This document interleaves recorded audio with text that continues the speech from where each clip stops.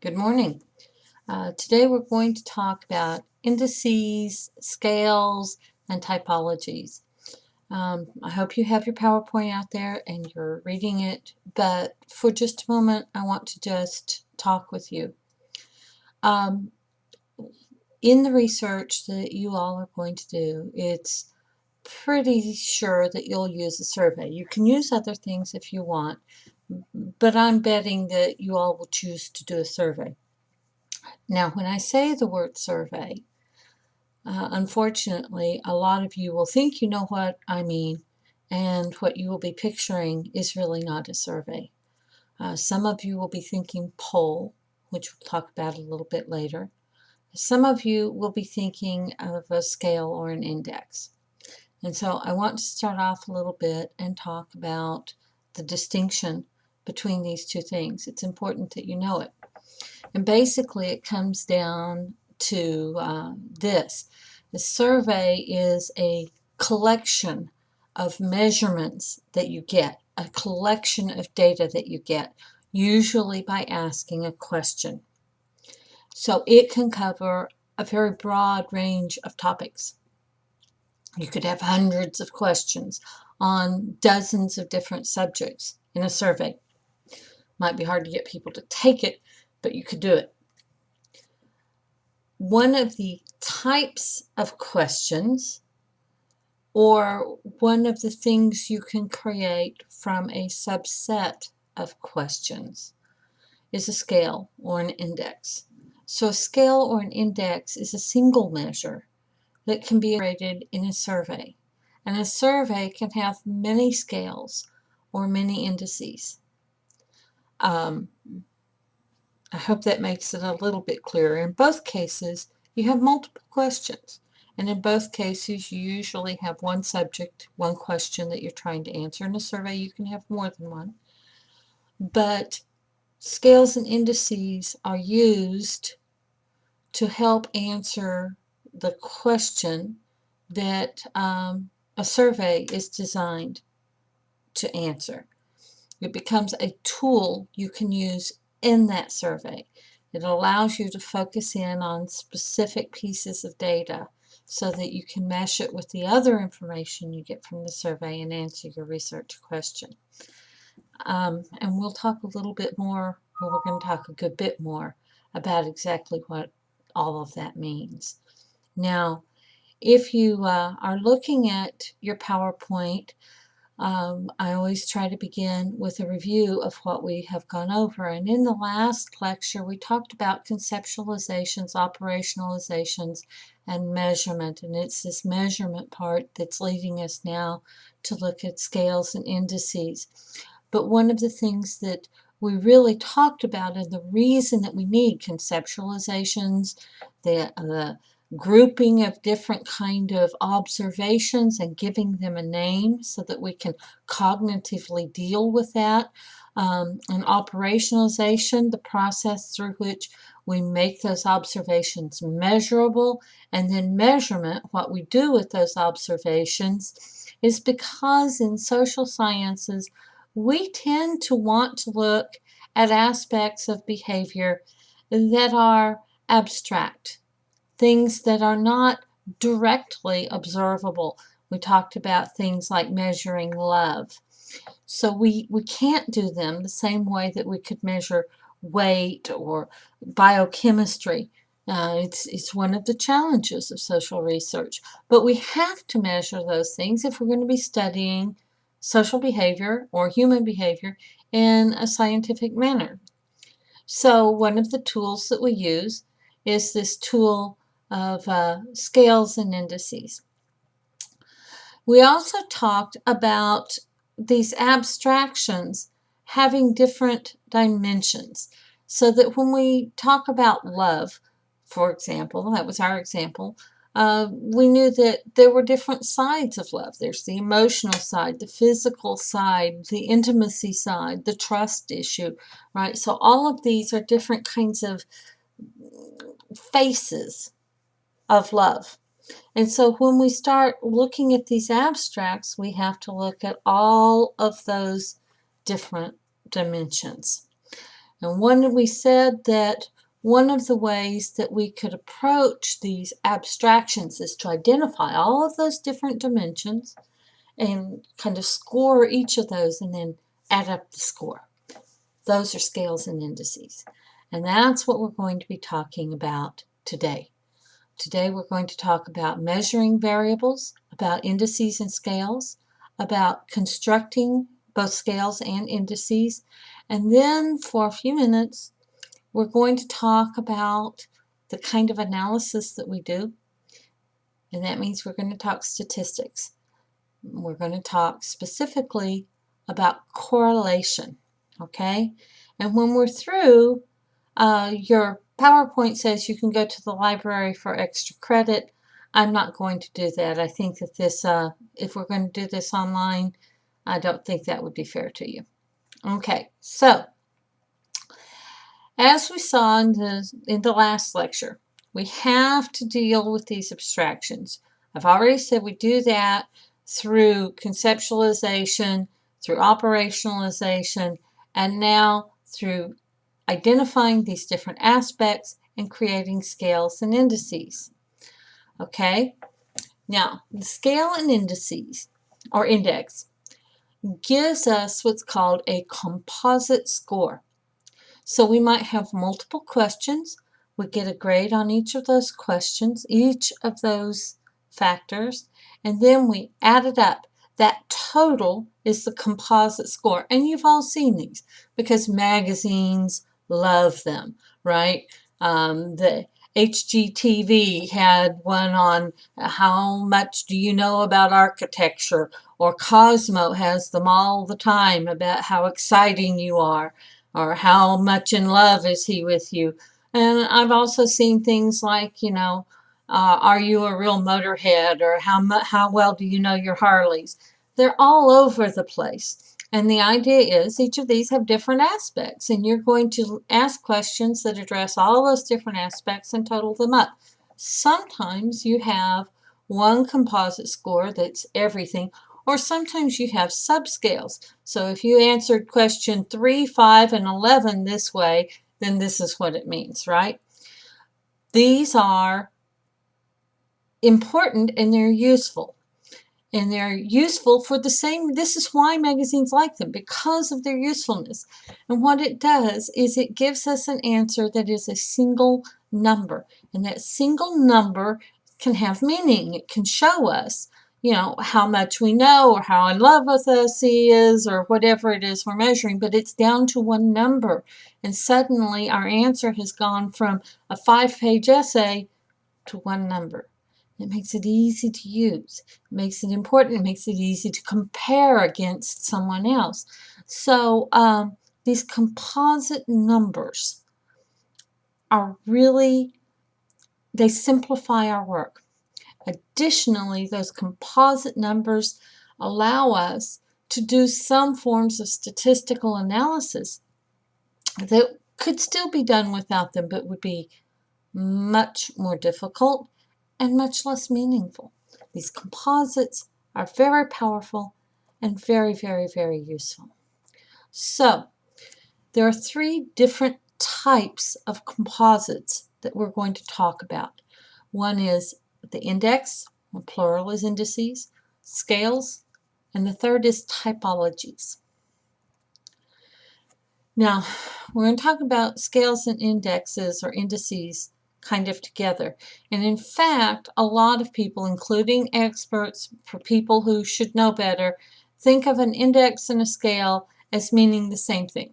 So they'll just use those words interchangeably. I don't want you to do that, because they're not the same. They are different, and they're different in a very important way that really only affects the researcher, but that still makes it important. So what scales and indexes, or indices, have in common is, number one, they are an ordinal measure of a variable. So if I put together a scale or an index, well, on the HGTV one on Do You Know Architecture, right? You end up with a number, but those numbers are not hard and fast measures. It's not that you know 75% of the information out there about architecture. What it does is say, you know more than this many people, but less than this many people. Actually, it doesn't even really say that. It just kind of puts you in order so that the people who know the most tend to get these scores, and the people who kind of have a middle bit of knowledge tend to get these scores. It's ordinal. It has no indication of a precise measure of how much more the second place person knows than the third place person knows. We just know that this is a second place person and this is a third place person, right? Ordinal measures.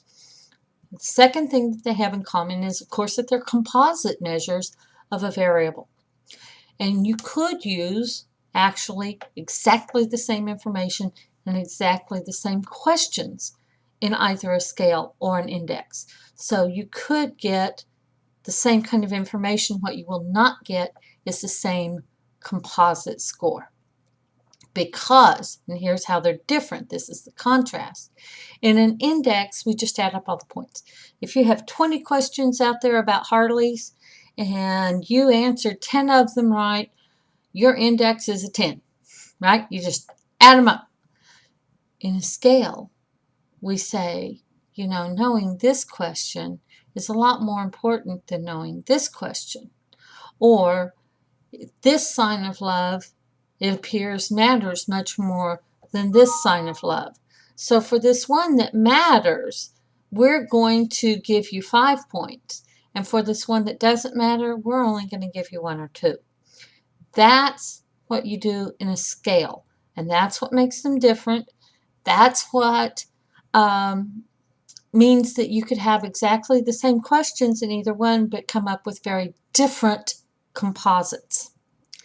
Okay? Now, scales, because you can weight these answers, scales are much more precise. It's thought to be a much more exact measurement than an index ever can be. But it's also perhaps a more risky measure, because if you misweight something, now it's not just a question of have you picked the right aspects? Have you asked the questions that will allow you to assess each of those aspects?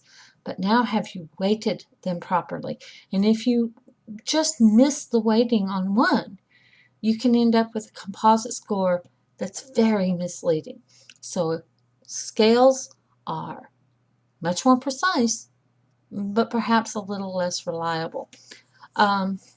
Even if you, and there are some very precise techniques for developing scales that help address this problem, but even if you go through those steps, if you total them all up, what you have is an index, not a scale. When you're creating an index or scale, scale will have additional steps, and we're not going to go into a lot of those. But when you're creating an index, there's 4 basic steps. The first, of course, is just selecting the possible items that you're going to include in the scale. The second is examining how those different items might be related to one another.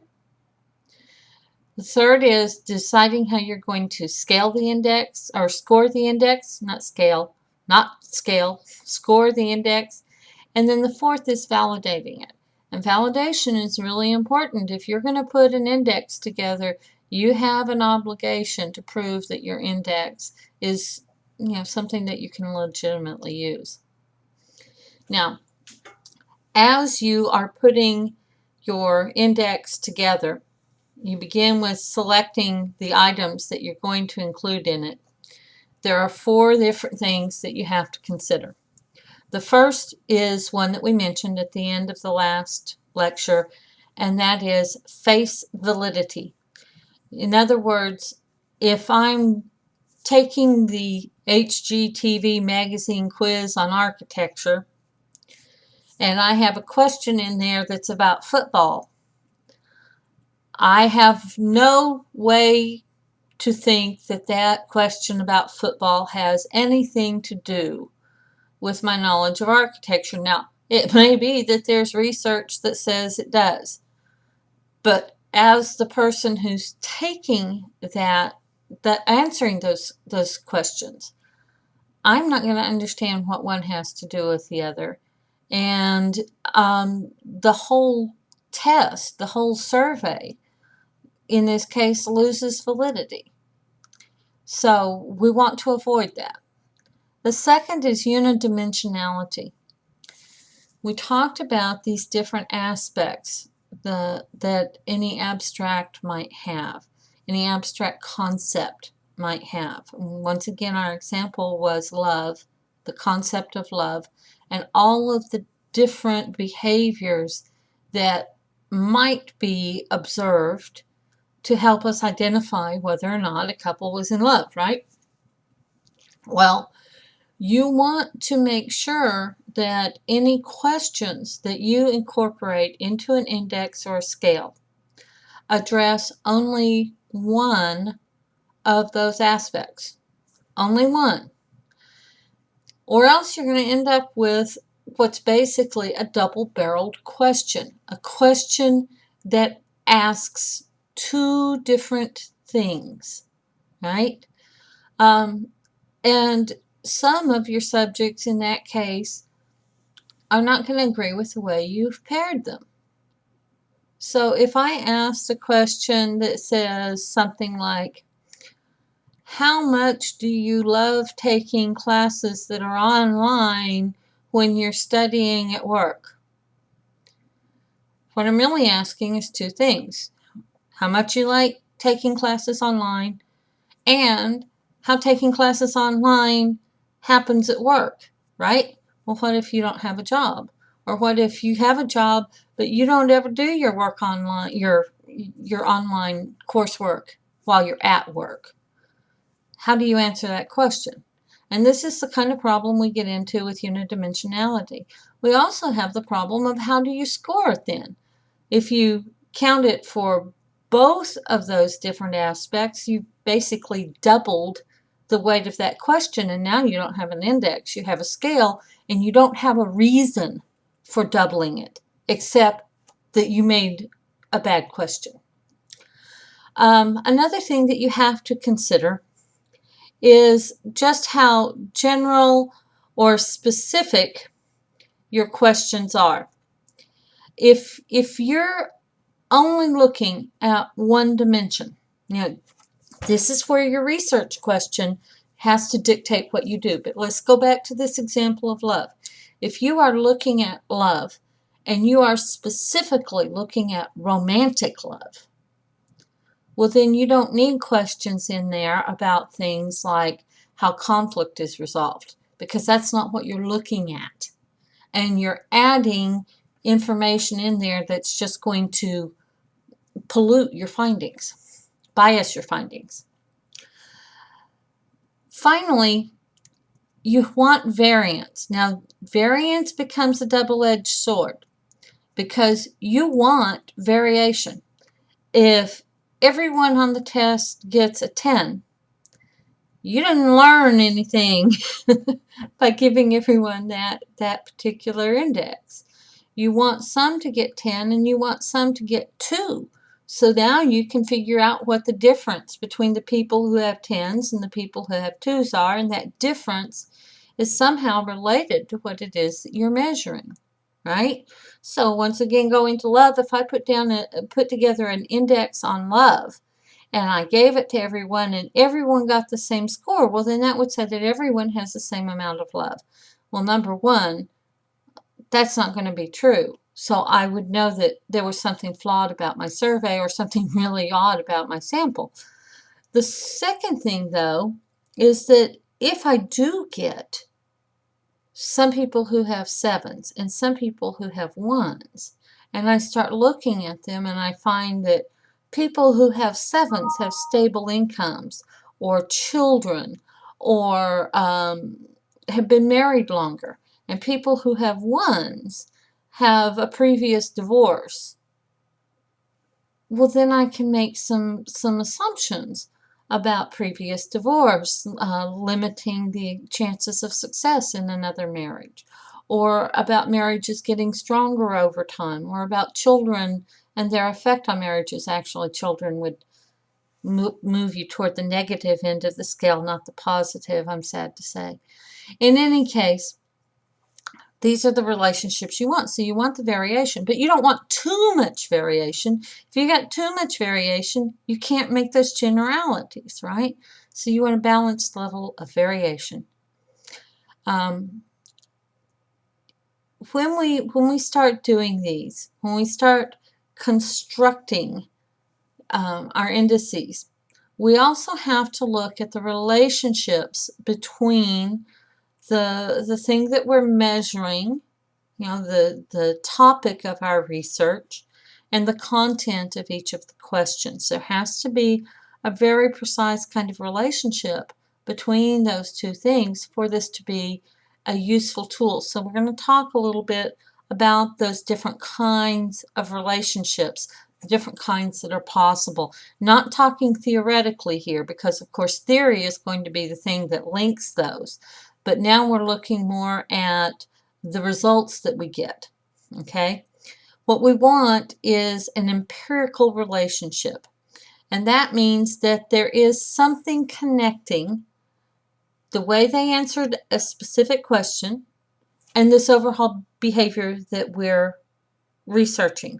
So in the example before, we would say that there was a relationship between having had a previous divorce, answering that yes, I have been divorced, and the overall relationship they have currently, right? A bivariate relationship exists when you have two. That's why it's called bivariate. You have two different variables, one before, one after, that are linked. That's the example I just gave you. Divorce, current marriage. But multivariate relationships can also exist. And this is when you have relationships among more than two variables. So for example, if I wanted to look at how people felt about tax money going for universities, right? I can think of two things that would have a big effect on that right off the top of my head. And one is whether or not people have actually gone to college. And the second is whether or not they're employed full-time. People who are not employed full-time probably don't want any more tax money going anywhere, right? And people who have attended college, we would assume, would be more likely to support college. But since I've got these two different variables that might be affecting, these two different independent variables that might be affecting my dependent variable, that is, their attitude toward tax money going to colleges, we have four possibilities. We could have people who have attended college and are employed full-time, people who have attended college but are not employed full-time, people who did not attend college and are employed full-time, and people who did not attend a college and are not employed full-time. So now, with four, instead of just a relationship that's one-on-one, I've got four possibilities affecting this one dependent variable, right? This is a multivariate relationship. We get a lot more information. It's much more precise, but it's also much more complex. And just because I know that some of you are likely already kind of sneering at the idea of statistics, I want to say yes, of course, some people will give answers that don't make sense. Sometimes they're not quite honest. That's okay. When we're using statistical research, we can deal with that. It's okay. We can still measure the strength of the relationship. But we do have to take certain care. We have to make sure that all of our questions are actually related, right? We have to make sure that there is a reason to believe that the independent variable that we're introducing in each question is associated with the dependent or outcome variable. We also have to make sure that our questions each stand alone, that we're not measuring the same thing in question 8 that we measured in question 6. Now we can have two questions measuring the same aspect of a behavior, but not the same thing. So for example, maybe I say that in love, we talked about physically touching, not sexually, but just soft touching. We could have a question that says, do you hold hands in public? And have another one that says, when you sit together in the theater, do you rub your shoulders together? Those are two different behaviors, and we can do those. They're the same aspect. What we cannot do is say, do you hold hands when you cross the street? And do you hold hands when you're in public? Because we've basically asked the same question twice, right? And once again, now we're giving double the weight to that one thing, and we're crossing that boundary from an index into a scale without the foundation that we really need to scale the responses. Okay? So, another thing that we have to think about, and this is one that sometimes people forget the first time they're putting an index together. You have to have the same number of options available for each question. So, for example, if I'm looking at how much you like going to school at Tamusa, right? And one of my areas that I'm going to look at is the perceived quality of education, right? So I ask one question that says, on a scale of 1 to 5, how much knowledge do you think you gain through an online course? That's a legitimate question. But on down, I can't say, on a scale of 1 to 7, how much knowledge do you think you gain in a typical lecture course? Because 5 can't be compared to 7, right? If I have 5 options on the first question, I have to have 5 options on the second question. And it's that way with every question in your index or scale. They have to have the same number of options, or boy, you're going to get in trouble. Okay?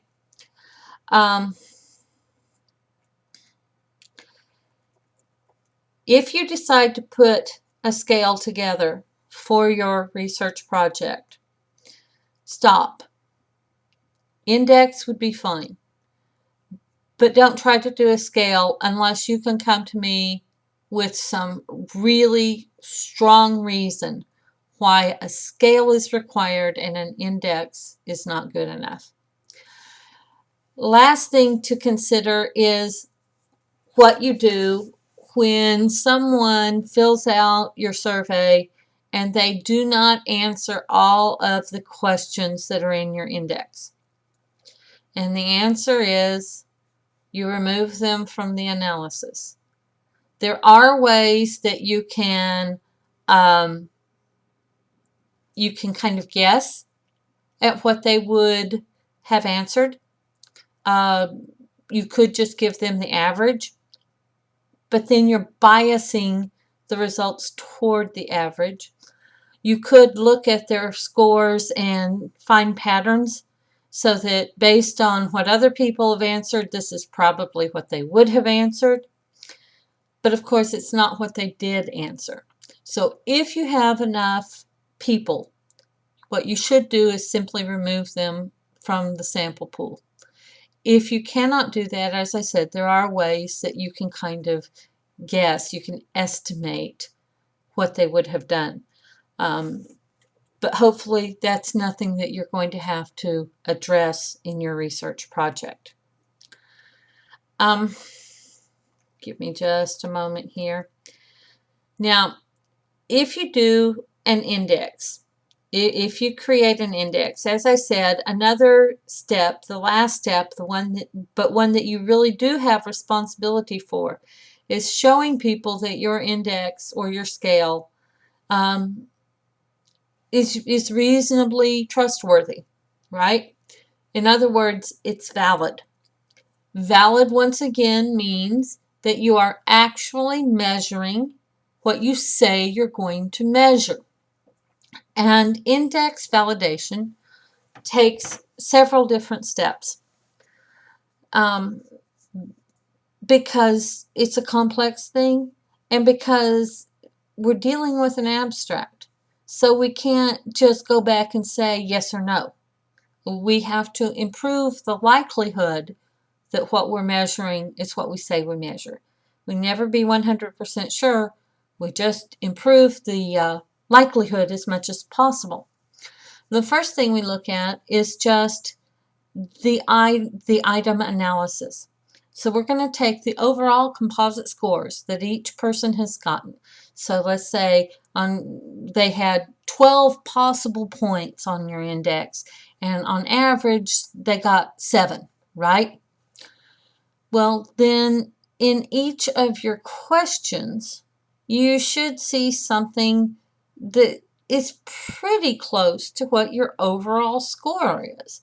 If suddenly you have one question where the average was a 2, you've got to wonder if that particular question is somehow different from the others.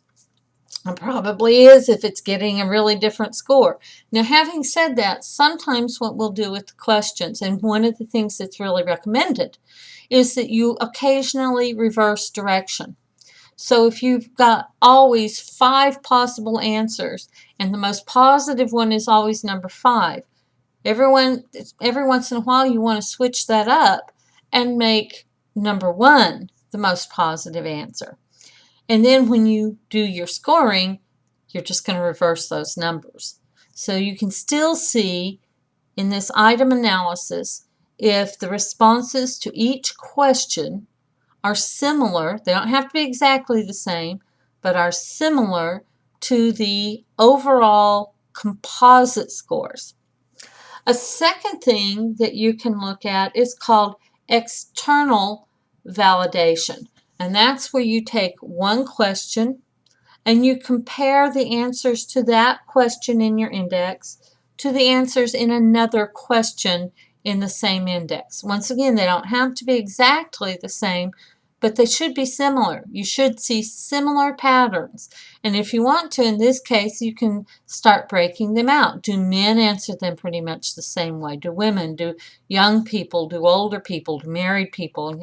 You get the picture. If you don't find those consistencies among your items, there's a couple of things that could be occurring. The first is that your index as a whole is missing critical information. There's some aspect or aspects that you haven't incorporated.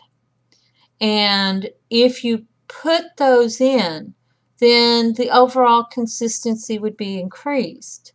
But when you miss them, it looks like there's a great deal of inconsistency. The second possibility is that you have items that are not actually measuring what you say you're measuring. Maybe it's related, maybe it's the way you asked it. There's a lot of things that could be happening. But in any case, the answers that you're getting are really talking about one thing when you think you're talking about something else. And that's really easy to do. Okay. Now, if you move from an index to a scale, as I mentioned, there are some additional kinds of conditions and tests that really should be conducted. We're not going to go into a lot of those details, but there are certain standard forms of scales, not indices, scales, that you've probably seen several times, or things that looked like scales. And so I want to talk about these different kind of standard formats. The first is called, just a second, the Bogardus distance scale. Now, the Bogardus distance scale is a fascinating way to do this. And this is one scale that I absolutely would allow you all to use if you wanted to in your research. Bogardus social distancing scales move from a more intense question, or from a less intense question to a more intense question. And what you're looking at is at what point do people kind of make some sort of shift. And this was introduced in a study that was looking at race relations and just how comfortable were people with integration. So you started with the question, do you mind if people come to this country to become citizens? Second question, do you mind if they live in your neighborhood? Do you mind if they live next door to you? Do you mind if they become your close friend?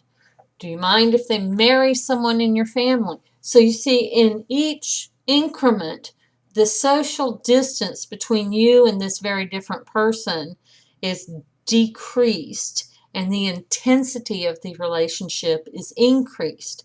And so what you're looking at is where that breaking point happens to occur. Marvelous, marvelous tool. A second one is called the Thurstone scales. They can be really useful too. Sometimes I've seen these and I think that they, just because of the way they're constructed, they may not be as useful. But as a tool itself, when used right, these can be really, really wonderful. And it has a similar kind of goal to the Bogardus distance, social distance scales. The idea here is you list 6 or 8 different things, and then you ask the respondents to identify which one is most important to them and which is least important to them, right? When you say most important, let's say you make that number 1, and least important would be number 5. What you're basically doing is creating a weighted scale. That's why this is a scale and not an index, right? So if number 1 is the most important, what you're probably going to do as a researcher is actually reverse that. And if they put down a 1, you give them 5 points. If they put down a 2, you give them 4. 3 gets 3. 4 gets 3, or anyway. 4 gets 2 and 5 gets 1. There we go. So you can total up those points, and the ones that get the biggest numbers are going to be the ones that are most important. So do you see, it's a very, very kind of subtle way of creating a scale. I would also allow you to use a Thurstone scale in your research if you can prove to me that it's appropriate. Likert scaling is one that you are really familiar with, you think. Likert scaling is actually a method, and the method is not used very often anymore, but the form of the question is used a lot. So a Likert type question would be something like, this class is the bomb, strongly agree, agree, neither agree or disagree, disagree, and strongly disagree. And people have researched this type of question just in detail you can't imagine. In certain settings, the question of how many options, strongly agree, agree, neither agree or disagree, those kinds of things as options. Some research says 5, some says 7. People can become very dedicated to whether they have 5 or they have 7. So this method can be very useful, and people are comfortable with it. If you want to create these questions, I think they're very useful in this format. You must have a couple of things. One is you must have an odd number of options, because the middle option has to be something like neither agree nor disagree, right? Some will say that you should have actually another option that says no opinion or not applicable. And in that case, you'd have an even number of options with that one, at one end of the scale. And that would be fine if that's what you wanted to do. You can't do it with 3 and you can't do it with 9.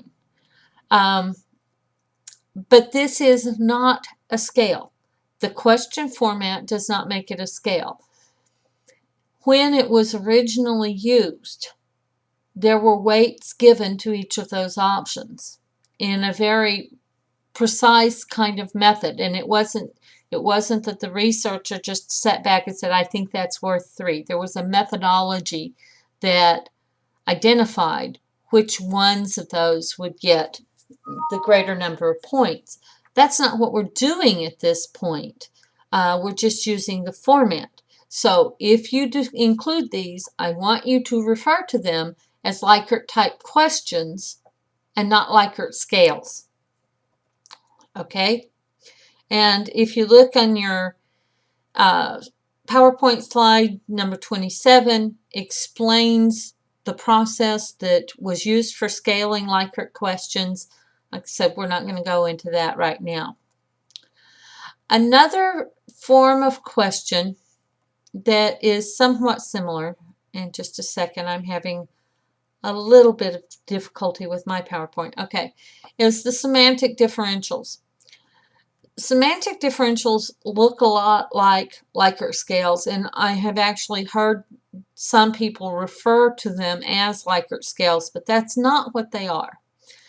What they have is 2 different opposites at either end of the scale. So you're really making a choice between 2 terms. So maybe you would say the best kind of ice cream is chocolate at this end and vanilla at this end and 5 different options in between.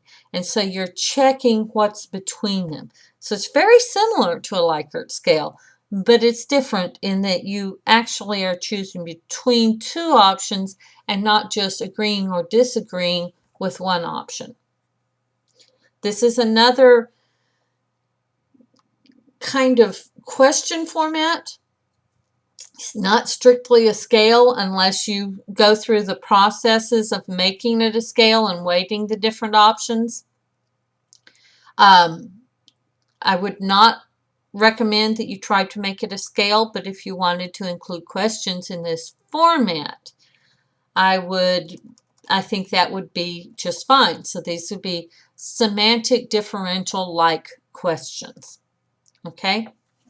Now the last kind of composite was a typology. Remember, we had 3 different composites. We had scales, we had indexes, and typologies. Now, typologies can be really helpful, but they can be very dangerous. Researchers can unintentionally begin to fall back into stereotyping with typologies. Typologies are usually, but not always, in the researcher's mind even before data is collected. And you can use them as a tool, I suppose, but you have to be very careful that you have a reason for creating those typologies. Typologies are used when you want to say people with this set of characteristics usually give this kind of answers. This kind of person tends to give this kind of answers. Sometimes the typology is exactly what you're trying to find. I told you once before I did some research for a major foundation once, and they were looking at female donors, right? Well, one of their basic questions was, what types of women are most likely to donate?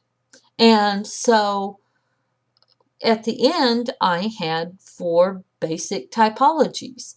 There's this kind of woman, there's this kind of woman, there's this kind of woman, and there's this kind of woman. And, which type of woman gave you, is most likely to give you money. Surprising, or not so surprisingly, the type who was most likely to give money was what I called the honor student.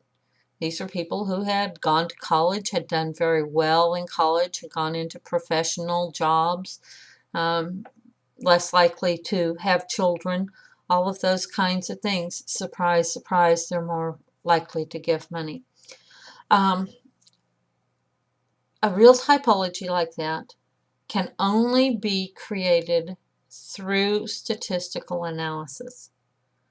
If you have those typologies already in your head and you start digging for those typologies, in other words, I think this kind of person is going to be the one who's most likely, and so I'm going to just start going down the path looking for evidence of that. There's a very good chance that what you're actually using is stereotype, and you may be relying on spurious relationships. Typologies should be very much grounded in the statistical analysis, in multivariate statistical analysis. And since we're talking about statistics, and since with scales and indices, statistics really does come into play, we're going to talk for just a moment about statistics. And we're going to talk about one very specific type of statistic, and that is a correlation. Correlation is really important when you're doing research analysis. A correlation measures how things occur. Do they occur together, or do they not occur together? In other words, if one happens, the other one never happens. The example I gave you was that when Superman is around, Clark Kent is never there, right? When Batman's there, Bruce Wayne is never there, right? So it could be that when this happens, something else always happens, or when this happens, something else never happens, right? But they occur together. It's not just random. So correlation is important because one of the basic things that we're trying to do in any kind of research is establish cause. Whether we like it or not, that's what we really want. We want to know why something's happening. And cause requires several different things, but the two major components of establishing cause are co-occurrence and time order.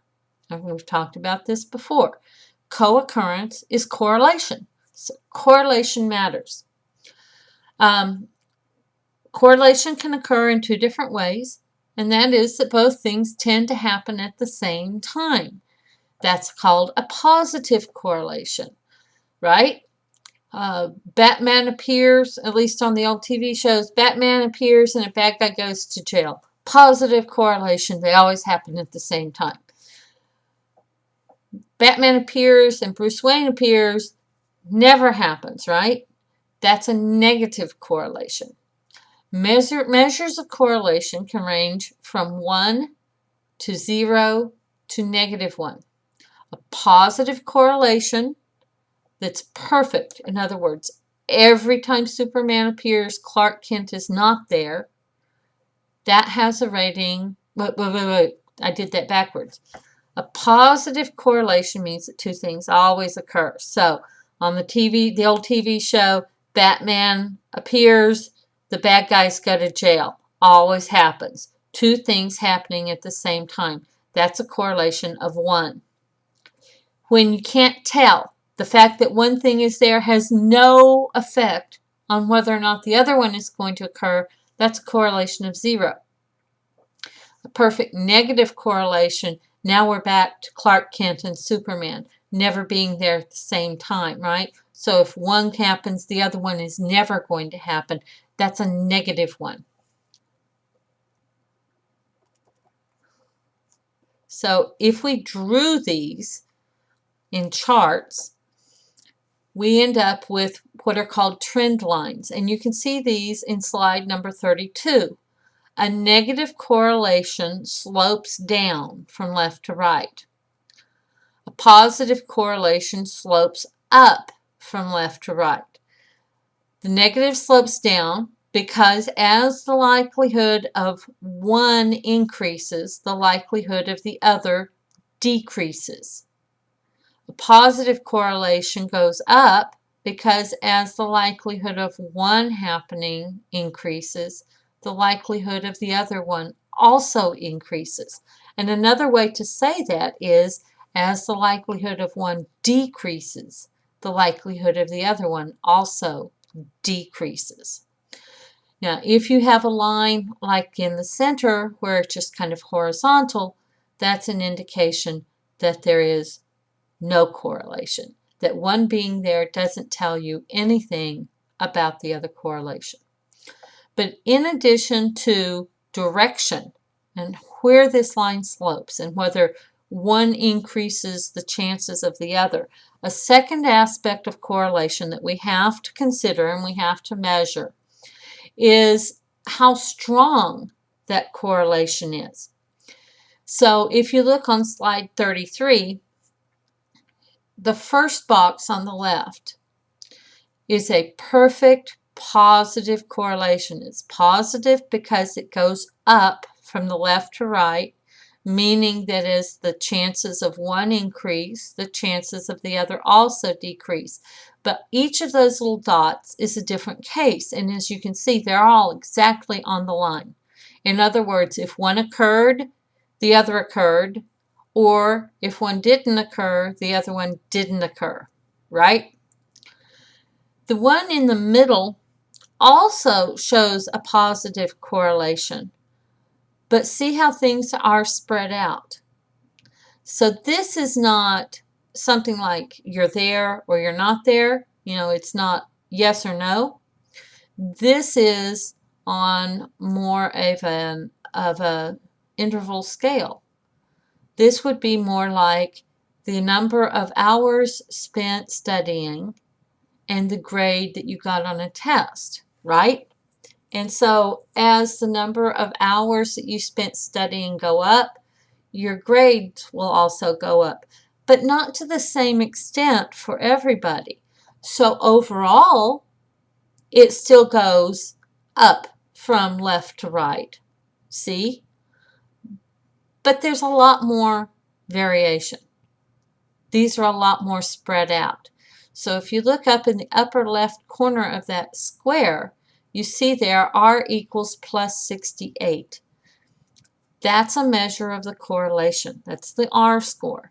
Now, be very careful. That does not mean 68%, even though it looks like it. It doesn't mean 68%. It just means that there's a positive relationship because it's a positive 68 or 69, whatever that is. And it means that it's less than perfect, but reasonably strong.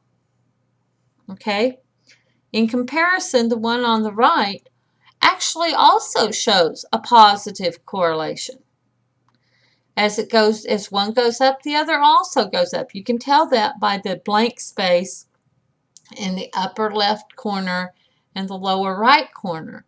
But look at that R. That's a 22.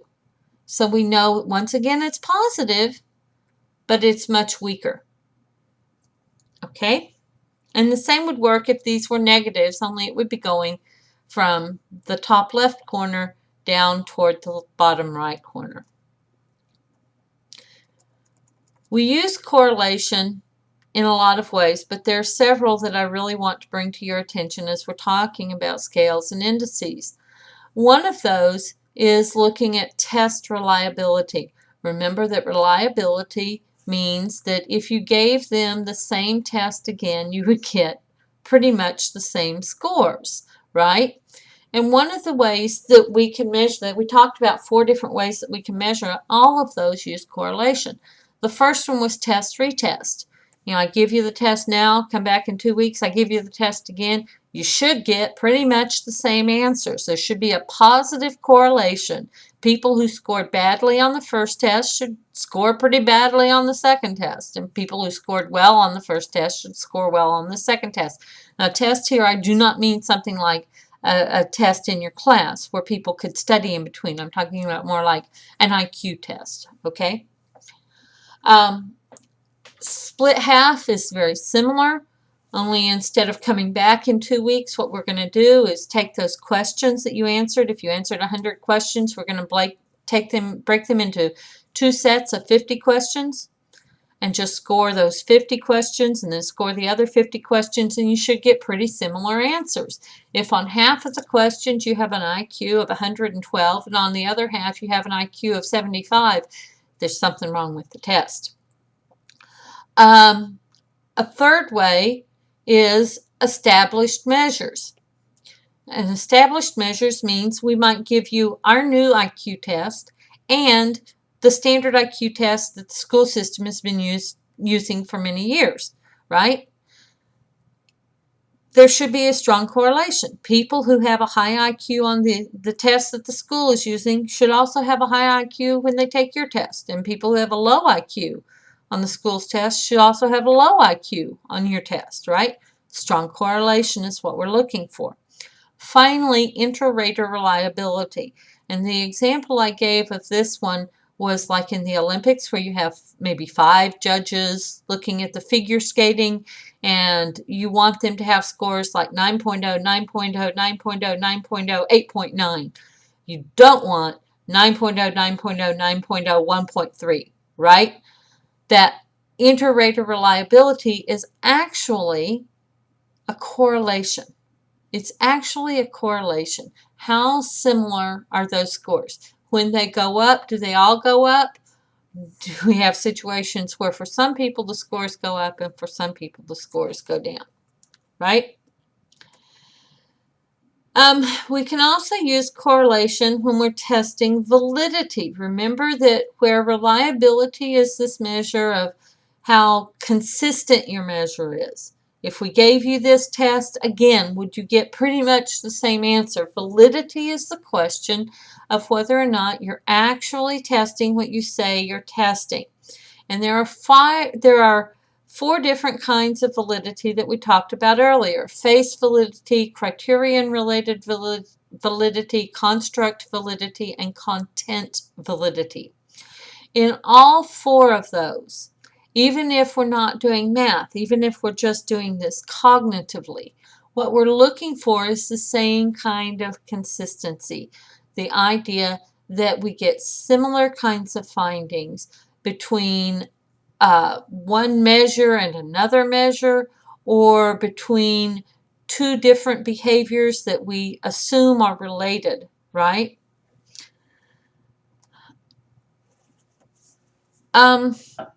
We also can use correlation to check the usefulness of different items on our scale. And we talked about this before in this lecture. We just weren't using the word correlation. So remember, I talked about there should be similar results when you look at each item and compare it to your overall composite score, or one item and another item on the same scale. What we're talking about there, that similarity, is correlation. And once again, it doesn't have to be perfect. They do not have to be identical. But we want similar patterns. Now, when you are going out and looking for these kinds of answers, and when you're going to journal articles, because you're going to have to go to journal articles to do this research. You're going to want to look at what other people have asked and what other people have found so that you can ask the most useful questions. And correlation is going to be one of the things that you're looking at. There's a couple of measures that you might find. The first one is the Pearson's R. The Pearson's R is the most frequent measure of correlation, and there are lots of correlations, and actually lots of them use R as their symbol. You will find the R measured. The R can give you some indications, just like I showed you a minute ago. It can tell you whether it's positive or negative and give you a rough idea of just how consistent or how spread out those relationships are. But it does not tell you how much of your dependent variable is explained by your independent variable. The R squared does. So both of these are important, but they tell you slightly different things. Another one that's often used, especially with scales and indices, is the Cronbach's alpha. So look for both of these measures as you're reading your journal articles. So how much correlation is enough? Ideally, you want to have something that says 0.7, 0.8, or even higher.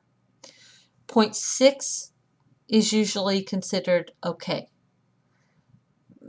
But unfortunately, I have seen journal articles that are based on something as low as 0.2.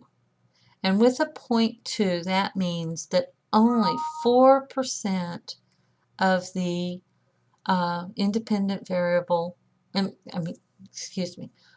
only 4% of the dependent variable is explained by the independent variable. My slide here is a little misleading, I'm sorry. An example of this is in the debate of abstinence education.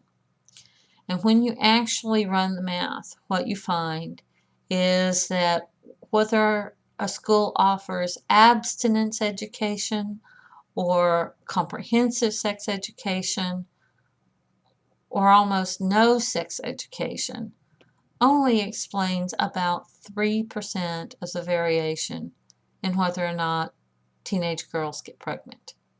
So sometimes this very important statistic is overlooked. Separate from this is significance. Significance is a measure of how likely it is that you got those results just by chance, right? Because any results are possible. That's part of the basic assumption of statistics. Any answer is possible. There is no answer that it is impossible to get. So what we have to do is look at the probability of getting each of those answers.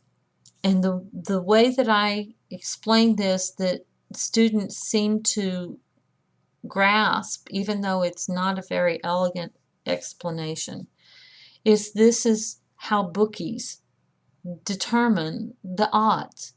What we're really looking at here is the same thing. We're looking at probability. The probability that one team is going to get one score, or the probability that another team is going to get another score. You know, it could be that even a really bad team just has that fluky day when the wind is blowing just right and the sun is not in anyone's eyes, and they score 1,000 points in that football game. It's never happened yet, but there's nothing preventing it from happening someday just by a freaky set of circumstances. So we can't just assume that will never happen. What we can say is the chances of that happening are really, really, really, really, really, really rare, right? And if something that's really, really unlikely to happen is what we find, well, then we know that that thing probably didn't happen by chance. There's probably something behind it. There's something happening. Just like if that football game actually occurred, I guarantee you ESPN would be giving you all kinds of explanations. They wouldn't say this was just a freaky thing. Okay, so I'll see you next time.